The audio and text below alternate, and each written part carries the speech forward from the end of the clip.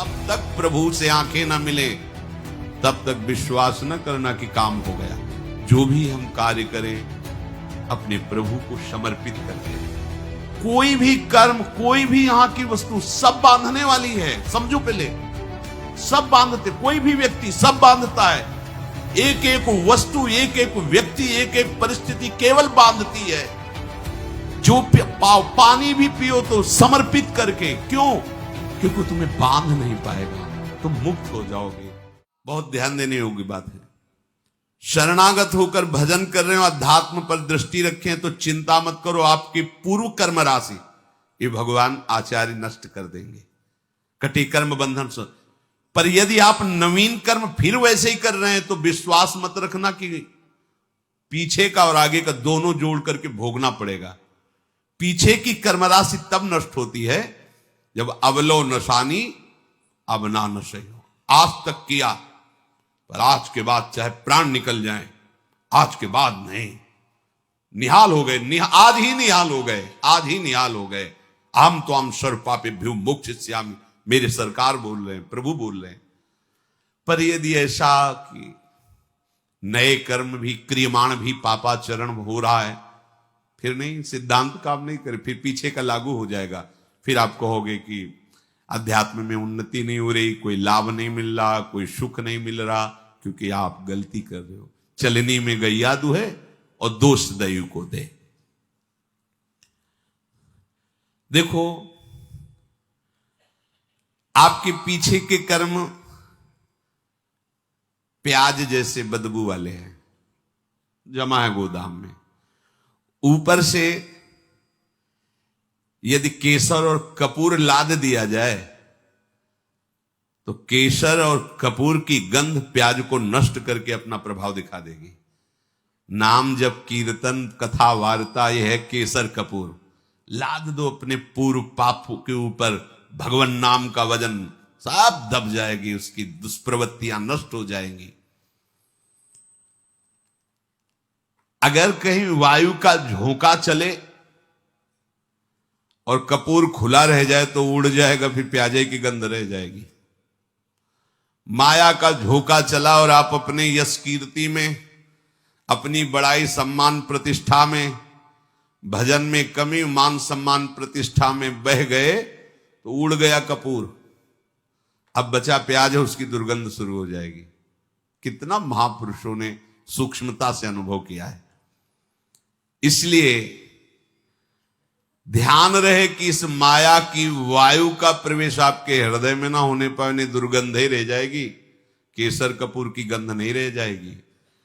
ये माया के प्रवाह का, तूफान का क्या भाव समझें?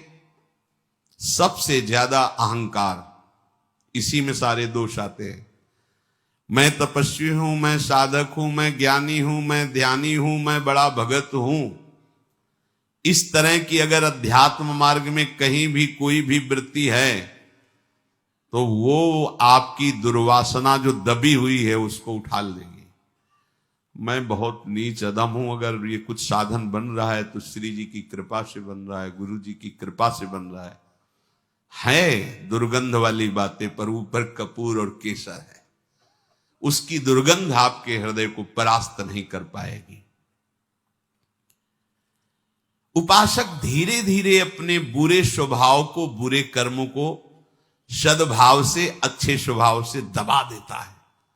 नष्ट नहीं हुआ, नष्ट होता है भगवत साक्षात्कार पर। जब तक प्रभु से आंखें ना मिले तब तक विश्वास न करना कि काम हो गया। यही डर हरिवंश हित जिनो भ्रमय गुण सलिल पर, जिहि नामन मंगल लोक त्यों शिव हरिपद भज न विलंब करे। आगे चल करके प्रभु ऐसी ज्ञानाग्नि पैदा कर देंगे कि फिर वो दुर्गंध वाली चीजें ही नहीं रह जाएंगी। इसलिए जितना जीवन है, एक बार हम अपने प्रभु को समर्पित करके केवल भजन में लगावें। जो भी हम कार्य करें अपने प्रभु को समर्पित करते रहें। भगवान जो बार बार कह रहे ना, मेरे को समर्पित करो, भगवान को कुछ चाहिए नहीं। जैसे भगवान कहते हैं यद करोषि, जो तुम करते हो, यदश्नासि, जो तुम खाते हो, तुम मेरे को समर्पित करो। ये दुलार है। जब हम किसी वस्तु को प्रभु को समर्पित कर देते हैं तो हर वस्तु में बांधने की सामर्थ्य है माया की। कोई भी सड़ी से सड़ी वस्तु में एक माया शक्ति है जो हमें आसक्ति से बांधती है, आसक्ति से। प्रभु कहते हैं मेरे को समर्पित कर दो। जैसे कर्म समर्पित कर दिया, अब कर्म बंधन नहीं रहेगा। भोग समर्पित कर दिया, अब वो प्रसाद हो। प्रभु तुम्हारे भले के लिए कह रहे हैं कि जो प्रभु को समर्पित कर दिया जाता है वो निर्विकार हो जाता है। बात समझो। ये भगवान तो कहते हैं कि सब तुम मेरे लिए, अगर नहीं समर्पित करोगे तो दुर्गति को प्राप्त होगे। भगवान तो नाराज होकर बोल रहे हैं। नाराज नहीं, उस वस्तु का प्रभाव है। कोई भी कर्म, कोई भी यहां की वस्तु सब बांधने वाली है। समझो पहले, सब बांधते, कोई भी व्यक्ति सब बांधता है। अपने राग से सब मुझे बांधते हैं। अगर प्रतिकूल हुआ तो द्वेष से बांधते हैं। यहां कोई मुक्त करने वाला नहीं है। एक एक वस्तु, एक एक व्यक्ति, एक एक परिस्थिति केवल बांधती है। और हम साधना कर रहे हैं मुक्त होने की। कैसे करें? भगवान करे चुपचाप जो कर्म करो मेरे को समर्पित करो। इसका रहस्य क्या है? वो कर्म तुम्हें बांध नहीं पाएगा। जो पानी भी पियो तो समर्पित करके। क्यों? क्योंकि तुम्हें बांध नहीं पाएगा। तुम मुक्त हो जाओगे। प्रसाद सर्वानंद प्रदान करने वाला होता है। तो हम लोग कहीं ऐसा न समझें कि श्री भगवान कह रहे कि तुम अपना कुछ मत मानो, जो अपना माना हुआ है वो मेरे को समर्पित कर दो। क्योंकि वस्तुता उन्हीं का है, अपना तो कुछ है नहीं। और जब हम ऐसे भाव से चलते हैं तो कोई भी वस्तु, व्यक्ति, स्थान हमें बांध नहीं सकता। जब बांध नहीं सकता तो हमारी स्थिति क्या हो गई? जीवन मुक्त। अब चाहे जैसा पदार्थ हो, चाहे जैसा व्यक्ति हो, चाहे वो बांध ही नहीं पाएगा। जब प्रभु को समर्पित जीवन हो गया तो अब तुम्हारा जीवन जीवन मुक्त हो गया। इसीलिए भगवान बार बार कहते हैं अहम सर्वभव यज्ञ भोक्ता। मैं यज्ञों का भोक्ता हूं, समझतु मैं ही भोक्ता हूं। जैसे आप प्रसाद पा रहे हो, तो जब हम प्रसाद पाते हैं ना तो पहले श्री जी को बाहर भोग लगाया, फिर हम एक एक कवल में अंदर लगाते हैं। हृदय रूपी सिंहासन में हमारे प्रियालाल विराजमान है और वो पा रहे हैं एक एक कवल। जो भी खाते पीते हैं हृदय मंदिर में मेरे प्रियालाल विराजमान है, वो पा रहे हैं। ये मुख उनके पवाने के लिए।